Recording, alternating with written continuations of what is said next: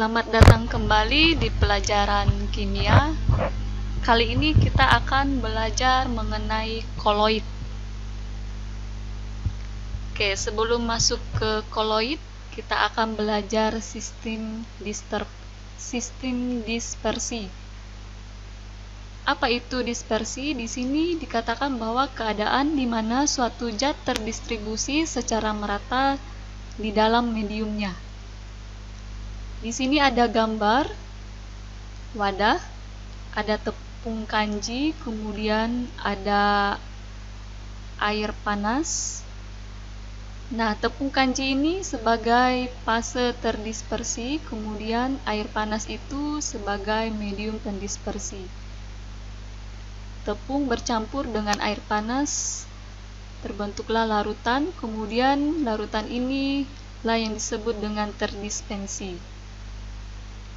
Selanjutnya, dispersi itu dibagi ada 3 bagian, yaitu ada dispersi kasar, dispersi halus, dan dispersi molekuler.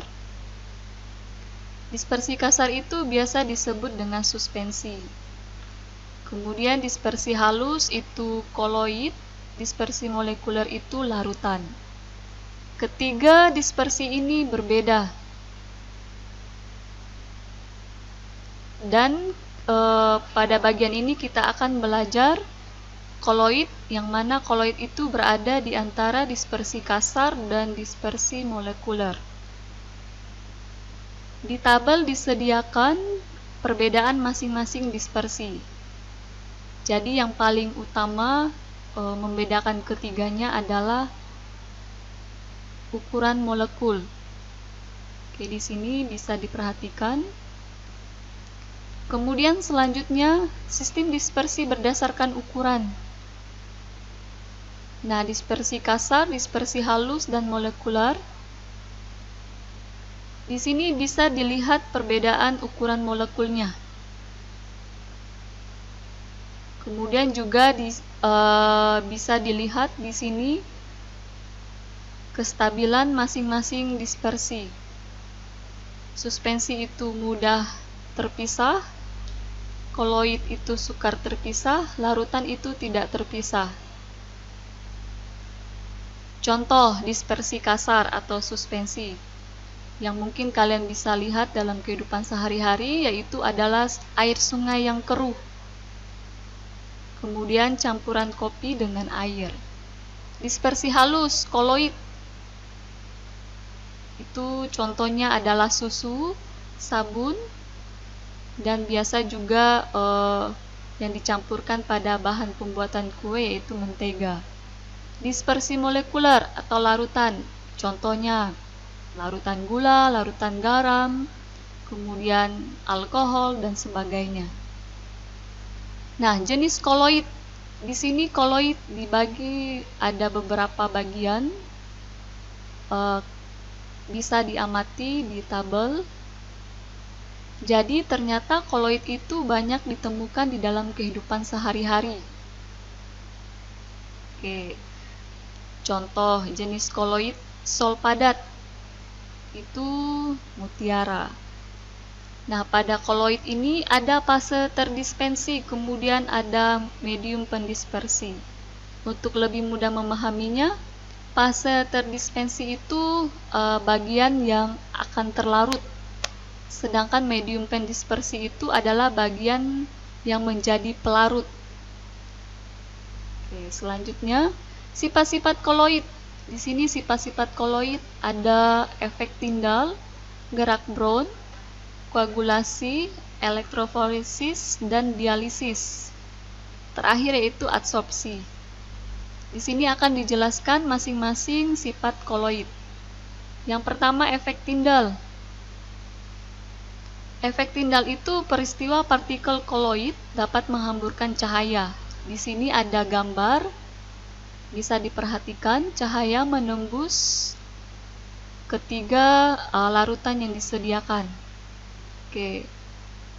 Di sini penyebabnya ukuran partikel koloid agak besar. Makanya cahaya bisa dihamburkan.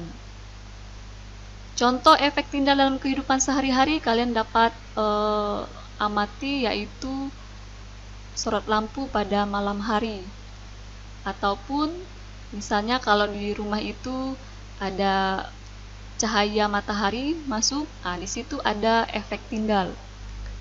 Kemudian selanjutnya gerak Brown. Gerak Brown itu seperti apa?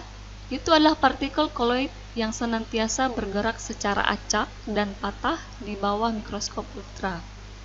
Apa penyebabnya? Itu karena ada tumbukan antar molekul atau adanya tolak-menolak muatan dan benturan antar partikel.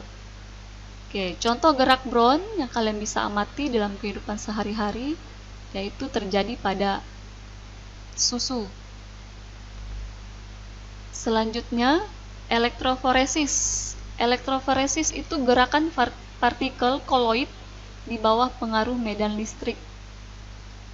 Di sini disediakan gambar, bisa diamati, ada sumber listrik, kemudian ada bagian muatan positif dan muatan negatif.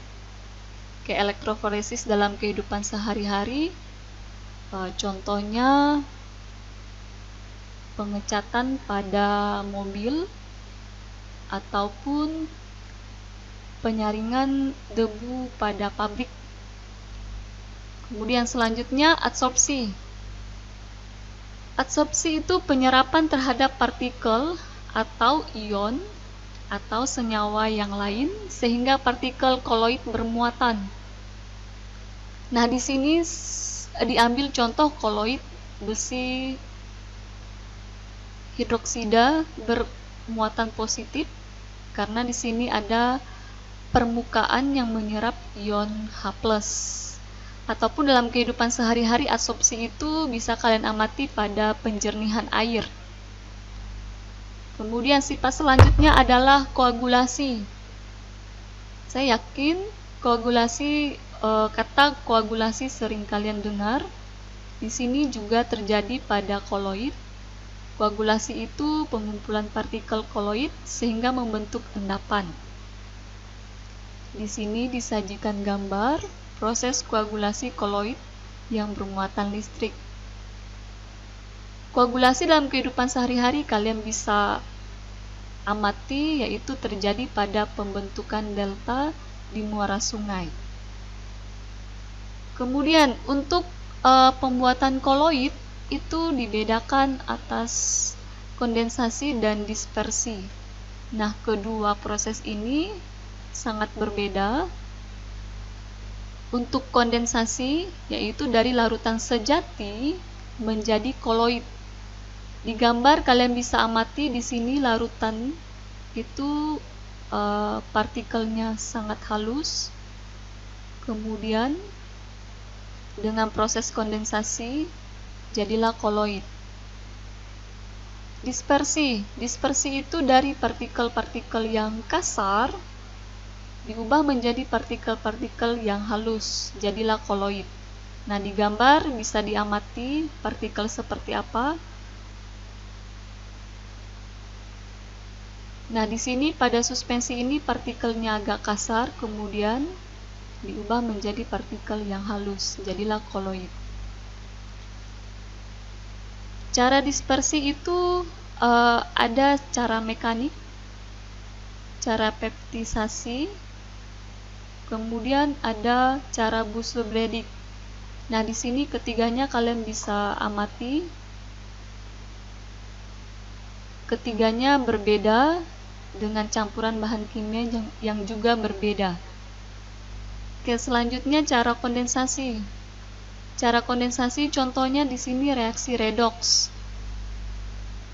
Nah, pada reaksi redoks ini terjadi perubahan bilangan oksidasi. Nah, contohnya di sini pembuatan sol belerang dengan mengalirkan gas H2S ke dalam larutan SO2. Di sini ada reaksinya, kalian bisa amati, terbentuklah koloid. Oke, sekian pembahasan dari koloid. Di akhir penjelasan disediakan uji kemampuan sebagai tugas akhir untuk bab koloid. Sekian penjelasan mengenai koloid. Saya berharap penjelasan ini bisa membantu kalian untuk lebih memahami materi mengenai koloid. Terima kasih, Tuhan Yesus memberkati.